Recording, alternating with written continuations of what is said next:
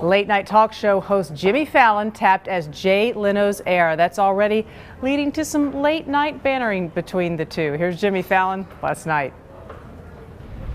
Before we get started, I have to talk about the rumors that came out today, which says that I'll be moving up to 11:30, or as my parents call it, it's still too late. All right, here to discuss the late night changing of the guard is WSJ's media and marketing reporter John Janarone, right here beside me. We thought Fallon was going to get it, but they've sort of now said he's definitely going to get it. How does that change the dynamic in these late night wars?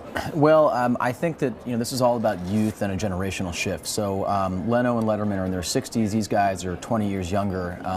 10 weeks ago, ABC shifted Jimmy Kimmel down to 11:35 to compete with Leno, and he's right behind him. It's super close, and he's ahead of Letterman. Now it is early, and there's sort of like an early sampling phenomenon when people get excited about something being new, but it's still pretty impressive, and it's undeniable that there's some of the jokes and these guys are just a lot older than the target audience, which is 18 to 49.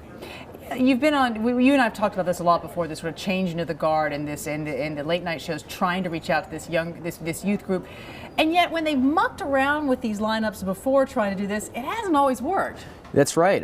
It didn't work with Conan. They tried to knock Leno down even earlier in the night and replace him with Conan, and it was a complete failure. So Conan wound up leaving and going to TBS, where he's doing okay, but so far it looks like ABC's move with Kimmel is working wonderfully. So it's hard to say how it's going to go.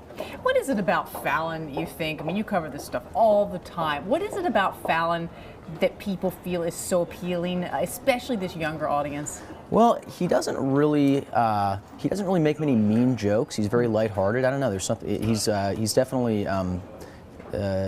He's rarely very mean-spirited. So I mean that's my feel. Johnny Carson wasn't mean-spirited. No, he lasted a very long time. That's true. That's true. I mean, I think Leno's a little bit more snide sometimes.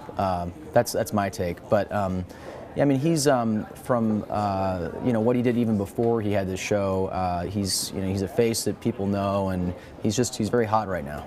When something like this happens and it gets put in the press or it gets leaked in the press or they even confirm it, what kind of pressure does that put on someone like Jay Leno? I mean, his contract runs through into next year. Yeah, that's right. Yeah, end of 2014. So what does that make him do when he's thinking about his next move? I mean, look, Leno's a really rich guy. I mean, I think he has 3 dozen cars or something. So so he's good. Yeah, I think he's okay. But remember, he took a pay cut when he agreed to stay on for a couple more years. Substantial pay cut. Not like it was a 50%. Like serious. Yeah. And the head of the network has said that the show is not what it was in the Carson days. So I mean, the viewership. I mean, I think that should be obvious, right? I mean, if you can put Jimmy Kimmel in there and he's already doing as well as Leno, I mean, that tells you that this is not they're not knocking it out of the park.